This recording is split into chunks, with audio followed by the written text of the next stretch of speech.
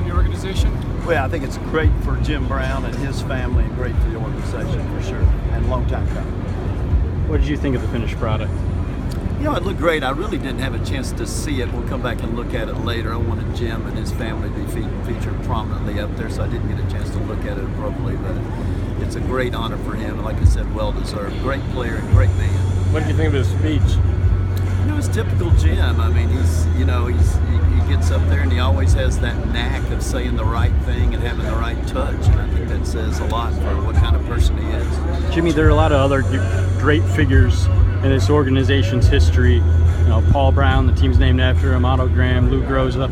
Why is Jim Brown the right choice, you think, to be the first guy with the statue? I think it's pretty hard to argue with what Jim did as a player, and I'm sure you get arguments from various franchises about whether he's the greatest NFL player of all time, even the greatest NFL running back, but I think it'd be pretty hard to argue that he's not the greatest Cleveland Brown of all time. And when you mention the Cleveland Browns, and I never obviously had the opportunity to meet Mr. Brown, Mr. Paul Brown, but when you mention the Cleveland Browns, I think the first thing everybody thinks about is Jim Brown. And I think one of the reasons we have such a tremendous fan base today is that so many of us grew up watching Jim Brown play and remember 32 and how he dominated for 9 years.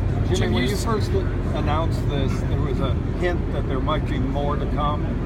Do you have any new info on that or anything you want to? I do not, Tony. Jim, you've seen firsthand the impact that Jim can have on a young player when he's talking to him face to face. What does that mean for the organization to have somebody like that be able to convey that message? Well, it means a tremendous amount, and Jim turned 80 last year, as you all know, and I watch him relate to our players who are, almost 60 years younger than him and still has the ability to relate. And Jim is a very wise man. He's been great counsel. He and Monique to Dee and I, we've learned the NFL business, and he's a very smart, savvy guy who I think relates to people of all ages and people of all color. You hear him say he can feel it in his whole body.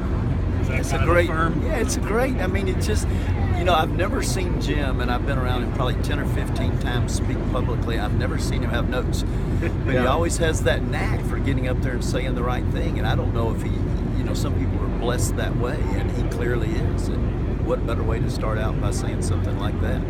Has he told you how much this means to him? He did, and Jim is, Jim is for, and I meant what I said out there, for being such a famous athlete. He is not an I, me guy, and he is a team guy, and he understands that football is the ultimate team game, and I think he's epitomized that through his life. And the vast majority of the work that he does in his cities across the country is hard, tough work. And he's not out front beating his chest, calling a press conference. He's behind the scenes doing the tough work. That's what I really love and respect about Jim Brown. Well, what you talked about getting a bigger role in the organization. So what does he do that people don't get to see? Whatever we need. If Sasha wants to talk to him, he talks to him. If you wants to talk to him, he talks to him. If Dee and I want to talk to him, we talk to him. So one of the players wants to talk to him, he talks to him. Josh Gordon wants to talk to him, he talks to him. So he just, whatever we need Jim to do, he does. And like I said, he does it behind the scene without calling attention to himself. It's all about the team. All right, gang, we're gonna bring Jim Brown in now. Yeah, thanks guys.